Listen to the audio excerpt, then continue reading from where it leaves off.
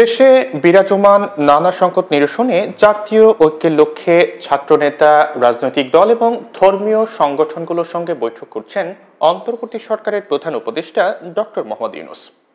এই অবস্থায় মঙ্গলবার জাতীয় ঐক্যের উদ্যোগের কথা জানায় প্রধান উপদেষ্টার প্রেস উইং। ওই দিন সন্ধ্যায় বৈষম্য বিরোধী ছাত্র আন্দোলনের সঙ্গে বৈঠক হয়। বুধবার বৈঠক হয়েছে রাজনৈতিক দলের সঙ্গে, আর বৃহস্পতিবার প্রধান উপদেষ্টা বৈঠক করেন ধর্মীয় নেতাদের সঙ্গে। জাতীয় দৈনিক কালের কণ্ঠ তাদের এক প্রতিবেদনে এসব তথ্য তুলে ধরেছে। এর আগে গত সপ্তাহেও প্রধান উপদেষ্টা বিএনপি এবং জামায়াতের সঙ্গে আলোচনা করেন এবং বিভিন্ন সংকট নিরসনে জাতীয় ঐক্যের আহ্বান জানান। এই পরিস্থিতিতে গুঞ্জন রয়েছে যে নির্বাচনের আগেই জাতীয় সরকার গঠন হতে পারে। এক্ষেত্রেও অন্তর্বর্তী সরকার বহাল এবং ডক্টর মোহাম্মদ ইউনূসই সরকারের প্রধান উপদেষ্টা থাকবেন। উপদেষ্টা পরিষদে পরিবর্তন এনে বিভিন্ন রাজনৈতিক দলের প্রতিনিধিদের উপদেষ্টার দায়িত্ব দেয় এবং উপদেষ্টার সংখ্যা বাড়ানো হতে পারে। বুধবারের বৈঠক সম্পর্কে সরকারের আইন উপদেষ্টা অধ্যাপক আসিফ নজরুল সাংবাদিকদের জানান যে রাজনৈতিক দলগুলোর পক্ষ থেকে সবাই মিলে একটি সমাবেশ করা, সবাই মিলে একটি পলিটিক্যাল কাউন্সিল করা, নিরাপত্তা কাউন্সিল করা সহ বিভিন্ন প্রস্তাব এসেছে।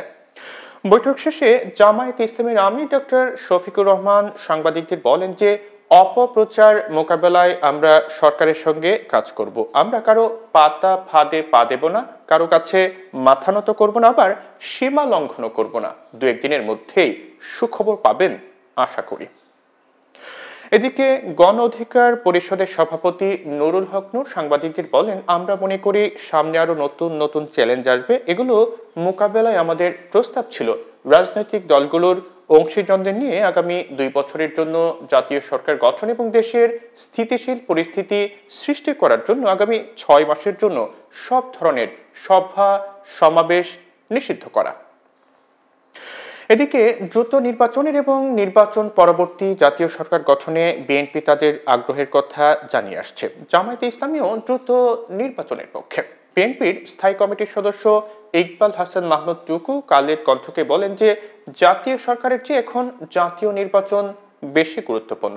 নির্বাচনের পর বিএনপি জাতীয় ঐক্যের সরকার গঠনের পক্ষে, কিন্তু নবগঠিত নির্বাচন কমিশন বাড়ি বাড়ি গিয়ে পূর্ণাঙ্গভাবে ভোটার তালিকা করার যে সময়ের কথা জানিয়েছে, তাতে ওই ভোটার তালিকা নিয়ে নির্বাচন হতে পারে 2026 সালে। এই অবস্থায় দেশের সার্বিক পরিস্থিতির উন্নয়নে রাজনৈতিক দলগুলোর চাহিদায়ও পরিবর্তন আসতে পারে বলে একটি পক্ষ মনে করছে।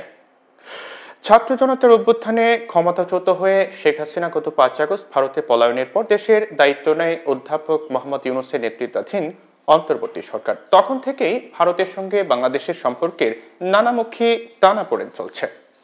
বাংলাদেশের সংখ্যালঘু হিন্দু সম্প্রদায়ের উপর নির্যাতনের অভিযোগ নিয়ে বেশ সরব ভূমিকায় রয়েছে ভারতের গণমাধ্যম, যা অতিরঞ্জিত এবং সংঘবদ্ধ অপপ্রচার বলে প্রমাণ হচ্ছে। সার্বিক এই পরিস্থিতিতে অন্তর্বর্তী সরকার জাতীয় ঐক্যের প্রয়োজনীয়তার উপর গুরুত্ব আরোপ করছে।